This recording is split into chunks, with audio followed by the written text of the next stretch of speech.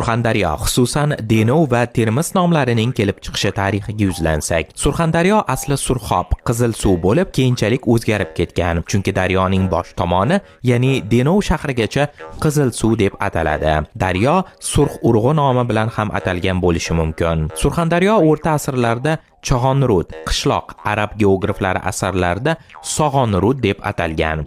Jarqo'rg'on tumanida Surxoniy, Boysun tumanida Pasurxiy qishloqlari bor. Surxondaryo viloyati hududi Markaziy Osiyodagi qadimgi madaniyat markazlaridan biridir. O'rta asrlarda Chag'oniyon viloyatning tarixiy o'zagi sanalgan. Chag'oniyon hozirgi Denov shahri yaqinida bo'lgan va maydoni jihatdan Termizdan katta bo'lgan. Denov esa asli Dexinav, ya'ni yangi qishloq ma'nosida keladi. Arab geografi muqaddasiy ma'lumotiga ko'ra, Sig'oniyonda 16 mingga yaqin qishloq bo'lgan. Tarixchi Hofiza Abruning yozishicha, Termiz Aleksandr Makedonskiy tomonidan qurilgan va dastlab Tamarastxa, ya'ni baxtricha, narigi sohildagi manzil ma'nosini anglatgan. Termiz shahri nomi asrlar davomida Tarmat, Termet, Tarmit, Termit, Tarmiz, Tirmiz va hatto Domat shakllarida yozilgan bo'lsa, Yevropa manbalarida Aleksandriya, Dimitras, Yevgrov Detiyani deb atalgan. Sharq manbalarida esa Termiz Madinat ur-Rijol, ya'ni